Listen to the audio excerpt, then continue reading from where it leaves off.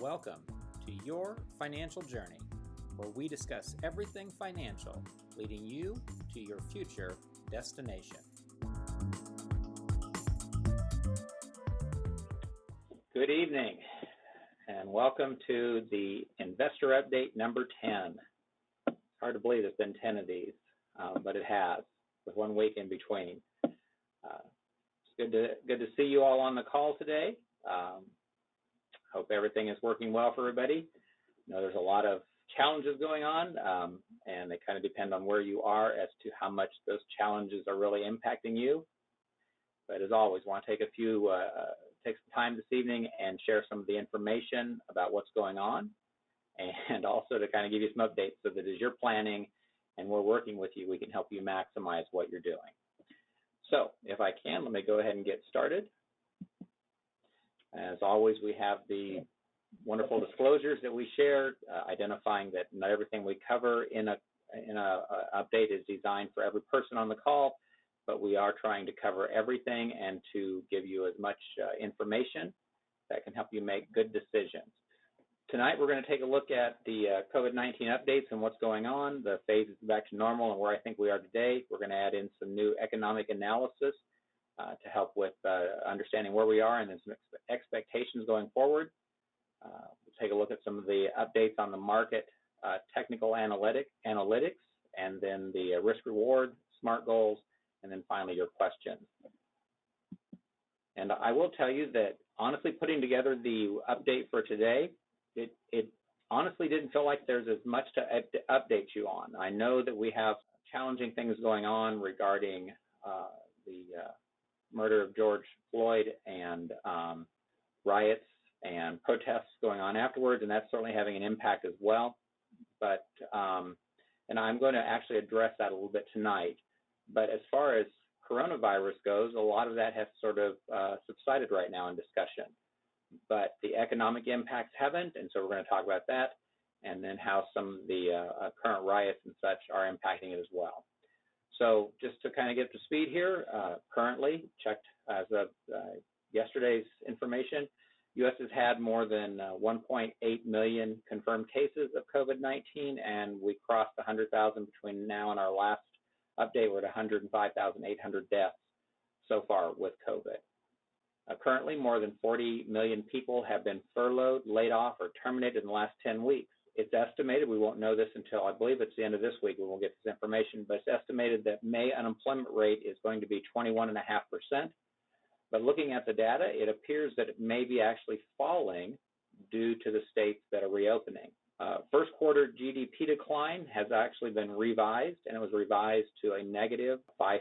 At the same time, manufacturers are showing faint signs of revival as the economy slowly reopens. Again, the lack of corroborated data regarding the virus and how it responds as we reconnect socially will be problematic until we know more about it. For the last week, crude oil has risen above $30 a barrel, which is a very good sign from an economic viewpoint. Obviously, it has to stay up there, but it is held for more than a week, and that's a good sign. Concerns, though, do continue about U.S. debt, both all three individual, corporate, and government debt, and what that's going to look like. The U.S. will experience a recession in the second quarter, and we'll talk about that in more detail tonight about some of the estimates that are coming out. And the third quarter probably will be as well.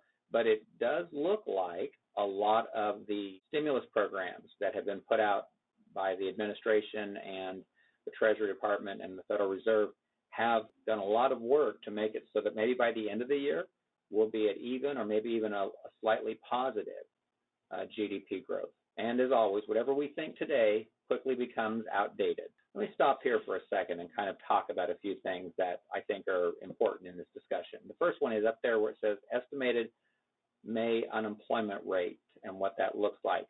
That actually came out from Goldman Sachs. They actually did the calculations based upon how they perceived that the federal government does it, and they identified it as 21.5%. And they were quick to point out that earlier about a month ago, they were estimating it's going to be 24 or maybe even 25% unemployment. And they think that because of the states that have reopened, that has helped to bring that down as people have gone back to work. Secondly, first quarter GDP decline being revised. That happens a lot, to be honest with you. They revise often. To be at a -5, though, really does show, and you'll see a chart here later on that identifies how January and February were impacted and then what March looked like. And then another issue that I think is interesting, 10 days ago, all we could focus on was coronavirus, and now 10 days later, what we can focus on is riots and what's going on with the country and how cities are being destroyed in some areas because of this terrible situation, and then because of people taking advantage of it. And I wonder what kind of impacts as cities try to rebuild, especially like you take New York and California, for instance. Those are two significant economies. California, for instance, is an economy, I think it's like the 6th or 7th largest economy in the world.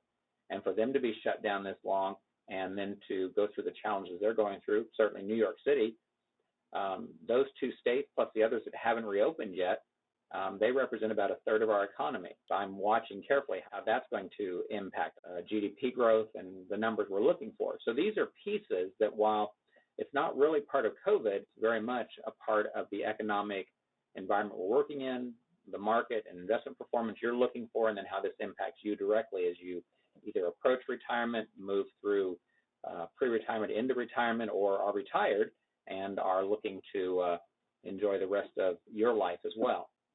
So, as I said before, whatever we think we know today quickly becomes outdated. The 4 phases to get back to normal, I really was kind of debating on whether I should move the arrow, because I told you last week I think we're definitely in phase 2.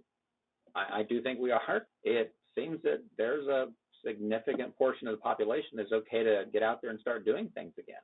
Certainly, we see it here that there are people out doing things, not terrible things, good things, and businesses are starting to reopen, although Paul and I were talking earlier today that a good friend of his who owns restaurants here in town commented that he would like to get back to 50% reopened, but he can't because of unemployment, which runs at the increased level until the end of or until July. It's cheaper for them to stay home and get unemployment than it is to come back to work. So he can't up the store yet to 50%, but hopefully in July he'll be able to. We talked about that, I think, in week 2 or 3, that as good as the government programs were, PPP and increased unemployment opportunities to get people through the difficult time was going to have a negative effect in the sense that it would hold people at home longer. And we're seeing part of that. But hopefully here, by the end of June, we'll be able to start seeing some of that happen. And as we go through this month, see that arrow move up to further up in phase 2. And I don't think it'll be phase 3 by the end of this month, but hopefully moving in that direction strongly. When it comes to reopening, and I've shown you in the past, I thought last week I showed you the states, and really what had happened was we've moved now to no state is shut down. What we have is states that are reopening or having regional reopening or are reopening soon.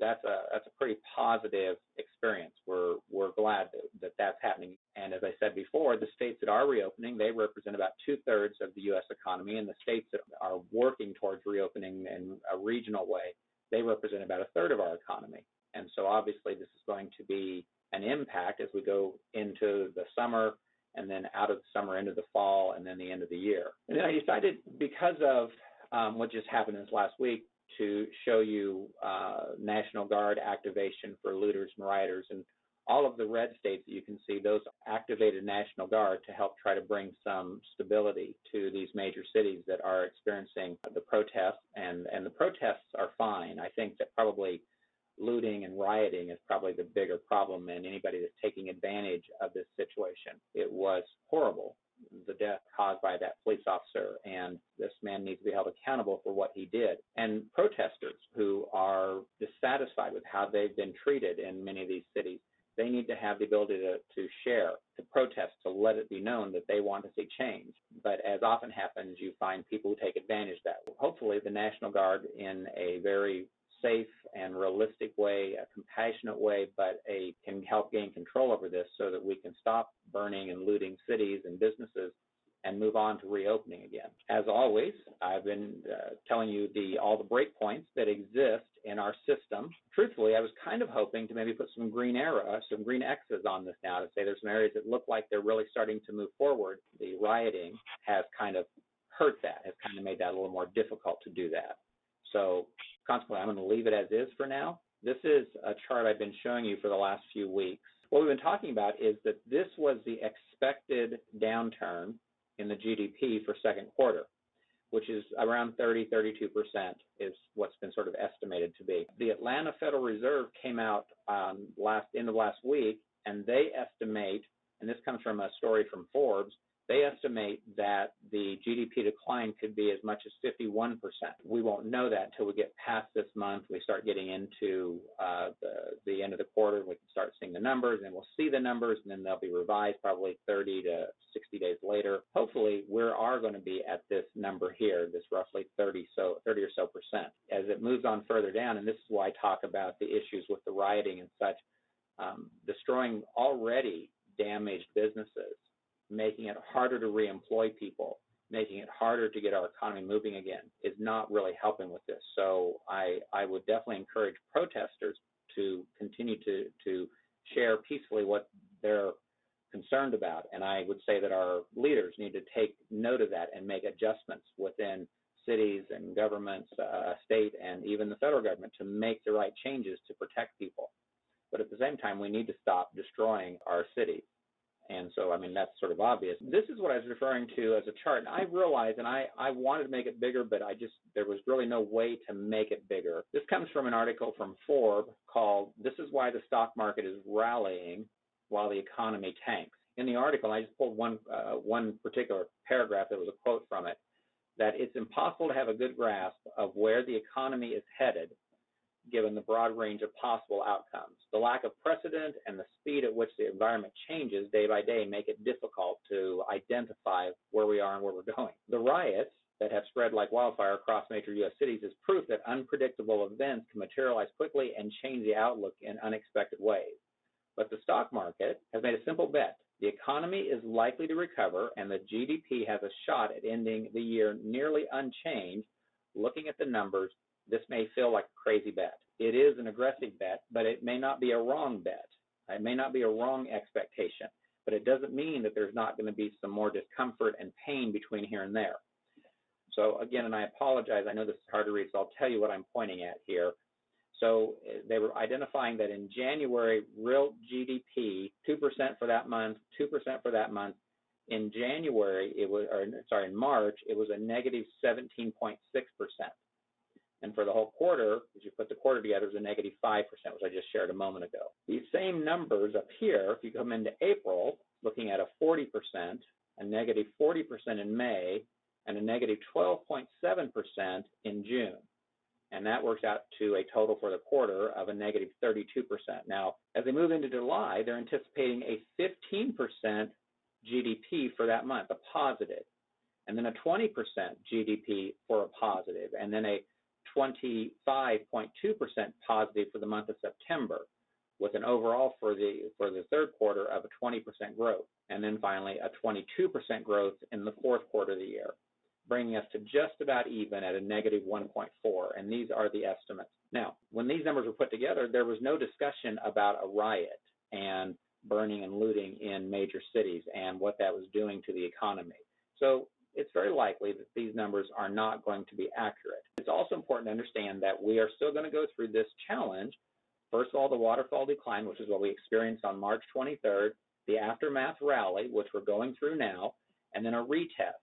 And it identifies on here that it's a possible breach, but that's not about this particular market downturn. That is just about all bear market bottoms that happen. Will we have a retest of the 37% downturn? If we can continue on the path we are, we may not see that full retest, but we will see volatility. We might see some version of that, maybe not the full 37% down, maybe 30 or 25% down. As we go through the summer and all this bad news comes out, it's going to be very likely that there will be some volatile reactions to that. And then after we go through that, we start to see some strength in leadership stocks, in the recovery that goes along through the sector rotation. We could start to see some really nice growth that by the end of this year and certainly well into next year, the numbers could look very good. And even if it doesn't happen, even if we don't have that volatility, we're looking forward to moving on from there. So, as we move through this period of time we're in over the next 6 months, it's going to be some opportunity there in that time frame, I'm convinced. So the Market rotation, as I've shared with you before, is one of the things we look at quite a bit, is comparing the various issues, discretionary spending, communication services, technology, industrials and materials, building, and then the resources to do it, energy, the staples, the things we have to have, that kind of spending, healthcare, utilities, financial, like banks and investment firms and insurance companies, and then real estate.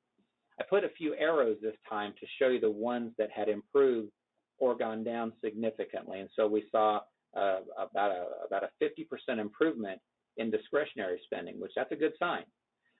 We saw industrials have a 50% improvement. It's still negative, but we saw a 50% improvement along with materials, which means that speaks back to us starting to build things again, us having factories starting to come back online again. We saw staples going down. Again, as I shared last week, I think that probably has mostly to do with the fact that we all bought all the staples as we were worried that those things would disappear. We wouldn't have those. I think that probably has a lot to do with that. Healthcare has had a reduction in performance as an industry. And I think that probably has a lot to do with the fact that we're starting to get more comfortable with the healthcare issues we have in place right now, and we're probably all bought masks now, and everything that we're worried about having we've probably bought. And so all those pieces are probably starting to show themselves. And then finally, financials are starting to strengthen. This actually improved about 10% from the last webinar. And so that's a good sign, too, that these are things that are starting to strengthen as we go through the rotation. These sectors, which represent the movement of the recession, which we still don't have data supporting that number yet. We still haven't had anybody say those words, oh, we're in a recession, even though we all think we're going to be in. And we haven't seen the market bottom out yet, although it may well have in March. I think we'll have to wait until we come through that bear market bottom trough experience to get that figured out. But I didn't move anything because I'm not really sure anything moves yet. But I think as we go forward in June, we get more information, that'll get more clear as to what's really going on. So just some of the technical analytics that I thought were kind of interesting. I updated the 6-month numbers on the Dow. For instance, on the Dow, you can see that the daily activity is moving up nicely. It's well above the 20-day moving average. It's about to run into the 200. And while I say about to, that could mean it's days away or it could mean it's months away. It just depends on how it works, and I'll show you why I mean that in a minute. As I mentioned last time, the market ran up, then turned around, ran back down into the 50-day moving average, and then turned around, took off again. So that's a good sign that there is some confidence as we move forward. Next, we look at the S&P 500, which is a much broader index, and you'll note that as of last week, I pointed out that it had just broken above. Well, it's continued and held. It hasn't come back down and tested that 200-day moving average, which is one of the things that I look for, but it has held nicely, and I'm curious to watch as we go forward here. 200-day moving average, does it break through and go down? But then after that, I think we're probably in for some good information beyond that over the next 150 days. This is the NASDAQ. You'll notice that the NASDAQ broke above the 200-day moving average well over a month ago now. Has continued to move up. Now we see the 50-day, the red line moving up here, about to break through the 200-day moving average, mostly because as people have been staying home, they've been buying more from Amazon, they have been buying more from Netflix, they have been buying more internet services and stores and so on.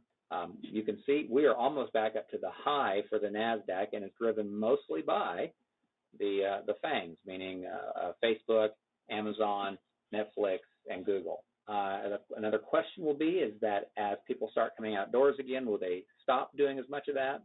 Maybe so, and we'll get to watch those numbers. Now, of all these charts, though, the VIX, or Volatility Index, is probably the one I was most interested in. And the reason I'm most interested in is while the other three are going up, which is what they're supposed to do, and the VIX, when that's happening, is supposed to go down, which it's doing, what I have noted is that it seems to be staying steady here. It seems back in May, it tested this place, moved up, came back down, tested this place, tried to move up, tested this place again. I'm curious, as the VIX isn't willing to really drop back down here to a real good safety zone, is this because there's a sense of, well, as this bad news comes out, what are people going to do? And so we'll watch that. We'll see what's happening. And so at this point in time, it's a good indicator, but I think it may show us some more information as we go forward over the next month or two. One thing I'm going to tell you is that in putting the update together this week, it felt to me like if we didn't have the riots, I'm not even sure there would have been all that much to talk about. other than just updating you on some technical information. And so in talking it through with the staff and just thinking about it, I think what we're going to do is go to every 2 weeks now. And so I'm not going to do the update next week, so we'll do update 11 2 weeks from today.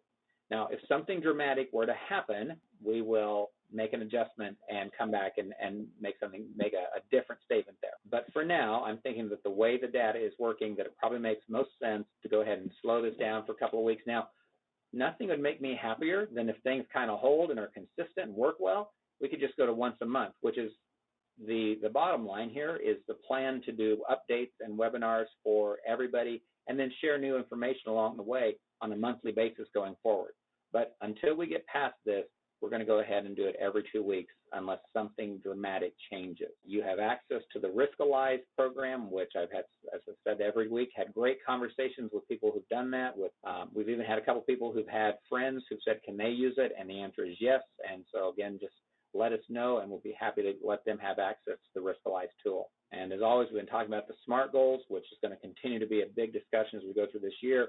Setting goals that are specific, measurable, assignable, realistic, and time-oriented to make it so that you can have a track to run on. And the way we're helping people do that is we give you access to my financial life plan, which has to do with setting life goals. There are a number of life goals you can check and prioritize as high, medium, or low.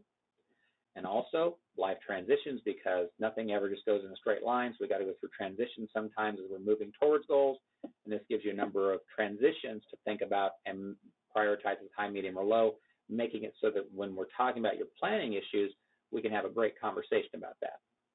And to access that, all you have to do is just let Lorena know that's what you want to do. And that's Lorena@franksoffice.com, which you'll see here in a second. 3 years from now, I think that CV19 is going to be a memory. It may be an ugly memory, but it's going to be a memory.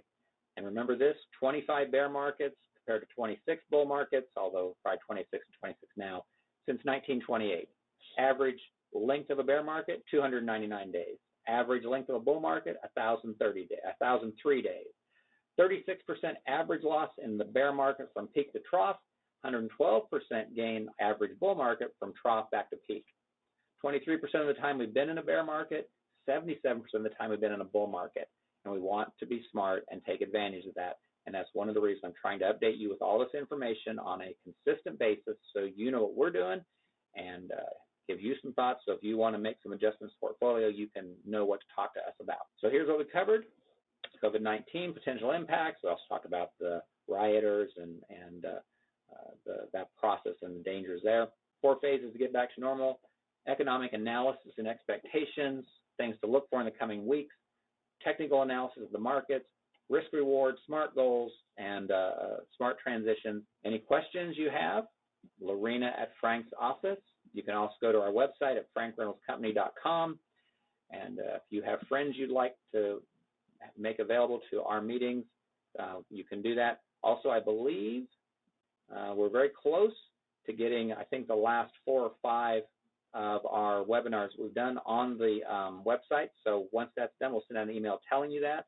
So if you have friends who you think could benefit from some of the things we're talking about, you can certainly share that with them as well. Oh, here's a good question. I'm going to answer this one. So who is Harry Arm? Harry Arm is our made-up person, so we can share information and show you how things work without ever risking any of your information. If you have any questions, again, please email us. We'll be happy to include those in our future updates. If you have any questions, just want to talk to me, we're here for that. Same thing with Paul, who he doesn't get on these, but he's certainly part of this as well. Be happy to answer whatever questions we can to help you make the most of what's going on and make that work out well for you today, tomorrow, and in the future.